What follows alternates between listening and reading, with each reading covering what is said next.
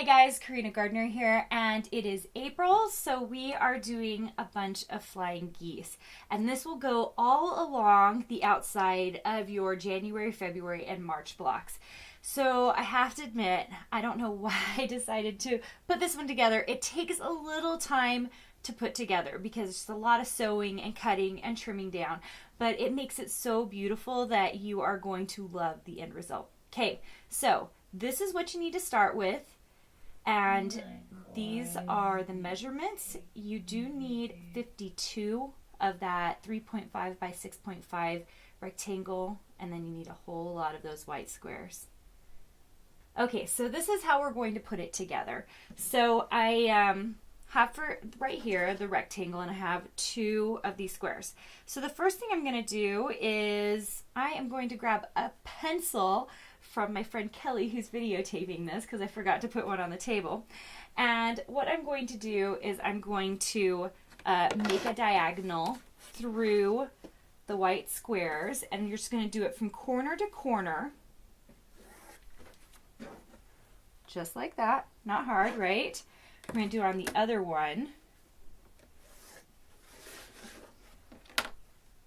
Okay, so I've got two of those. And this is an awful lot like the house tops that we did, or any kind of flying geese that you would do from last year's block of the month for 2016. So I'm just going to lay that in the corner, matching that diagonal up, and I'm going to move a couple of these things really quick, and we're going to sew right on that line. Don't sew to the sides of the line the way we did with the Magic 8. We're doing it straight on that pencil line. So I'm just going to lay that in there and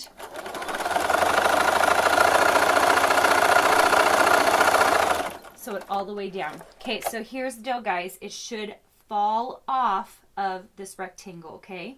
And before you do anything with it, we're going to trim it down. So you're going to do it a quarter seam and match up your sewing line with that quarter seam, put it right on it, and then we're going to trim it down, okay? So trimming it down, you'll have some excess pieces like this, and then when you open it up, ta-da! It should be a little bit at the top. You should have a little extra at the top, and we're just going to fold it back. Now, you can fold it back, you can press it any way you want. I personally prefer to always press it so that the seam allowance doesn't go towards the white, it goes towards the fabric, and that way it hides that seam allowance. So I'm just going to press that really quick. And now you are ready for the other side. So I'm going to take this other side, and I am going to match that diagonal up at the corner, just like that. And you can see it goes up and it hits that white area. So you're going to sew all the way along that.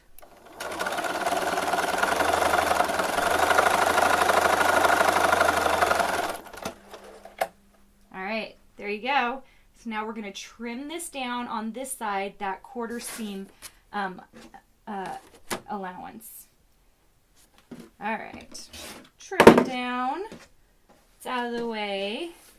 And we have a perfect little flying geese. Now, here's the deal. We only want a quarter-inch seam allowance at the top of the point because we want that point to be really prominent. That's why we have all that extra white at the top. So we're going to measure a quarter inch from here, and we're going to trim down that white, okay?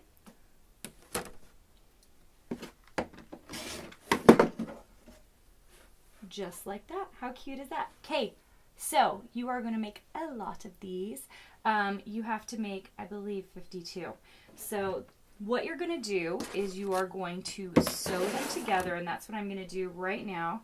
You can see I have a whole bunch of these already stacked up and ready to go. And what I'm going to do is I'm going to put 13 together. I'm going to mix and match my fabrics. If you used a fat quarter pack the way I instructed at the beginning of the series, then what you're going to do is just get little bits from all of the pieces in your fat quarter pack, and you're going to have a lot of good mixes here and make it really, really scrappy. Okay, so what you're going to do is you're going to put 13 together, 13 sets of 4. And you're going to put them right sides together. So here's the way I want it to lay out. I'm just going to fold this over the other one and then sew along that edge.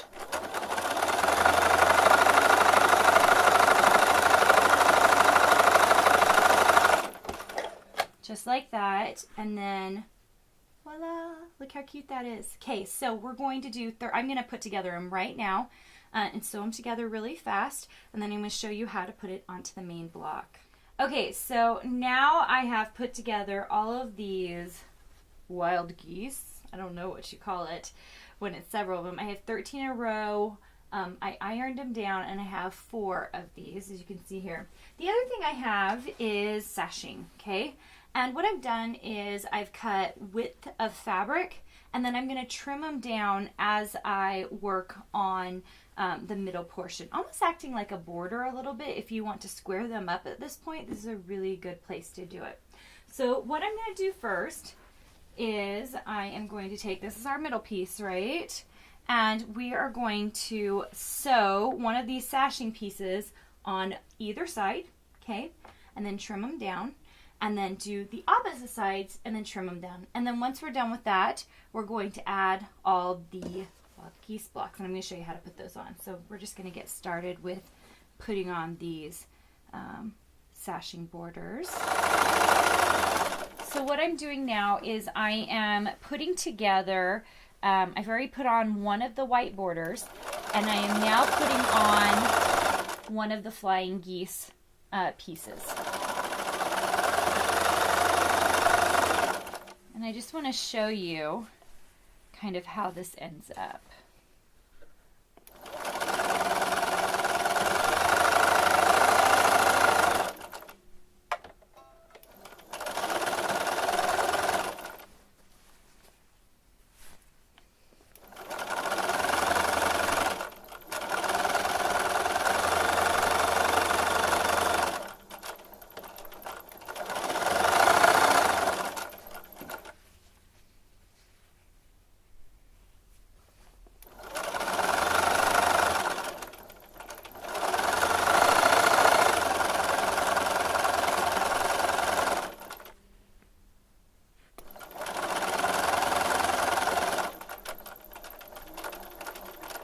Okay, so what I did is, it's a little bit like our January block of the month.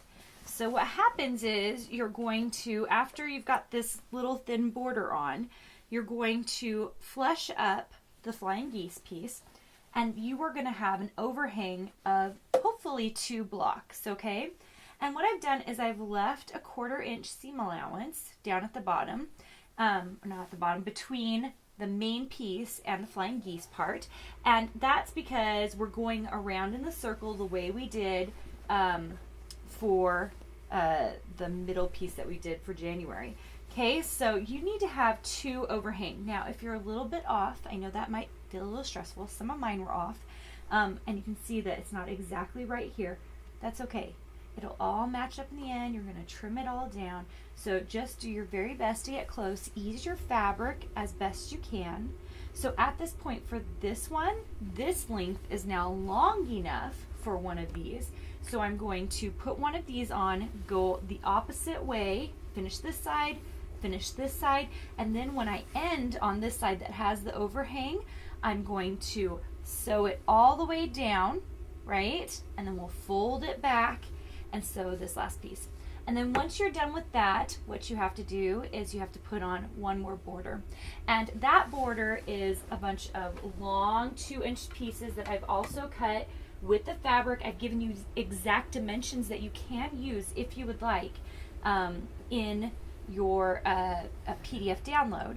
But I actually usually just like to do with the fabric, and some of them are going to be longer, so you might have to add an extra piece to it to get it longer. You'll sew these together and make these long pieces. So that's how you're going to finish this month's block of the month. So I'm just going to finish sewing it up because I want you to take a look at it when I finish this. Okay, so what I've done is I put all the flying geese on. This is going to be difficult for you to see all the way around, with the exception of I just put this piece on right here, and it has so remember I had that a 1/4 of an inch left over. And so what I have to do now is I just have to fold it down. Remember how we did it in January, in the January block of the month. Fold it down just like that and sew the rest right up, okay? I'll do that real quick here. You can see I need to press.